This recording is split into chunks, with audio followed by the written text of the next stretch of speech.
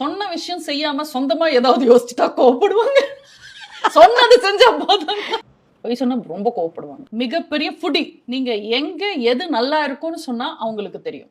ஸ்ரீகிருஷ்ணால என்ன நல்லா இருக்கும், அகர்வால் பவன்ல என்ன நல்லா இருக்கும், தாஜ் ஹோட்டல் ரசம் என்ன பிடிக்கும், லீ மெரிடியன்ல ஆப்பிள் பை என்ன பிடிக்கும். Apple pie. சாம்பார் சாதம்னா உருளைக்கிழங்கு பொரியல், ரசம் சாப்பாடு அது உருளைக்கிழங்கு பொரியல், அப்பளும் ரொம்ப பிடிக்கும். காஃபி எத்தனை வாட்டி கொடுத்தாலும் குடிப்பாங்க. அவங்க சாப்பிட்ட மாதிரி ருசியான சாப்பாடும் நம்ம சாப்பிட முடியாது. பேப்பர்ல எழுதி கொடுத்துடுவாங்க, எனக்கு இன்னைக்கு இது வேணும்னு காலையிலேயே எழுதி கொடுத்துருவாங்க. பெண்கள் பாதுகாப்பு அம்மாக்கு தட் இஸ் வெரி இம்பார்ட்டன்ட். பெண்களை தேவையில்லாம விருப்பம் இல்லாம யார் தொட்டாலும், பெண்களை பாதிச்சாலும் புண்படுத்தினாலும் அம்மாக்கு பிடிக்காது. பெண் கமாண்டோ பட கொண்டு வந்தது அம்மா. நமக்கு ஃபாஸ்ட் ட்ராக் அந்த கோட்ஸ் கொண்டு வந்தது அம்மா. பெண் குழந்தைங்க பாதுகாப்பு திட்டம்னு தொட்டில் குழந்தை 2006 அன்பார்ச்சுனேட்டா தோத்துட்டோம்.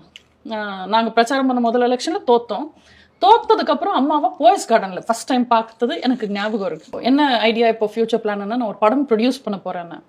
நோ இல்லை, நான் எனக்கு நல்ல ஆளுங்க இருக்காங்க, நல்ல டீம் இருக்காங்க. நோ, புதுசு. நான் என்ன அவ்வளோ பழக்கம் இல்லை, ஆனால் நான் படம் எடுக்க மாட்டேன்னு சத்தியம் பண்ணிட்டு வெளியில போக சொன்னாங்க. அவ்வளோ அக்கறையா அங்கே சொல்லிட்டு போனாங்க. ஆனால் அவங்களுக்கு வார்த்தைக்கு மரியாதை கொடுத்து நான் படம் எடுக்கல.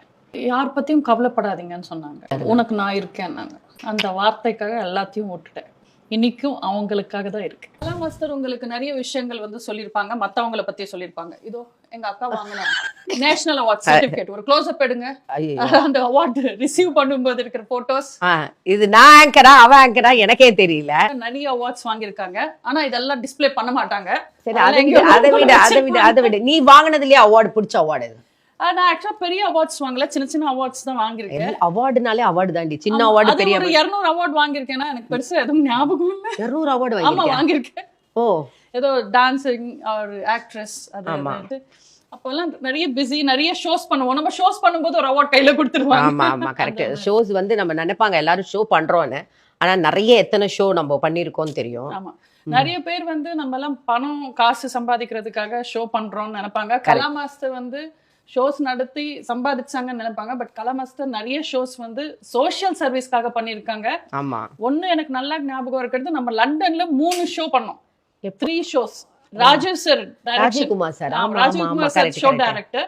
அது எய்ட்ஸ்க்காக பாதிக்கப்பட்ட குழந்தைங்களை காப்பாத்துறதுக்காக எல்லாரும் மினிமம் சம்பளம் வாங்கிக்கிட்டு 3 நாள் ரொம்ப அட்ஜஸ்ட் ஆகி நம்ம பெர்ஃபார்ம். எனக்கு ஞாபகம் இல்லடி, உனக்கு? எனக்கு அது ஞாபகம் இருக்கு. நல்லா அது மாதிரி கார்கில் பண்ணுமே, கார்கில் ஷோ எங்க நேரு இண்டோர் ஸ்டேடியம். நான் பண்ண ஆக்சுவலா ஃபர்ஸ்ட் ஷோ அதுக்கா. அதான் நினைக்கிறேன். பட் தினகரன் அவார்ட் ஷோல தான் ஃபர்ஸ்ட் சம்பளம் வாங்கி உங்களுக்கு அபிஷியலா பண்ண ஷோ. வாங்க, எனக்காக ஸ்பெஷலா எல்லாமே. இது எல்லாமே மாறி இருக்கு.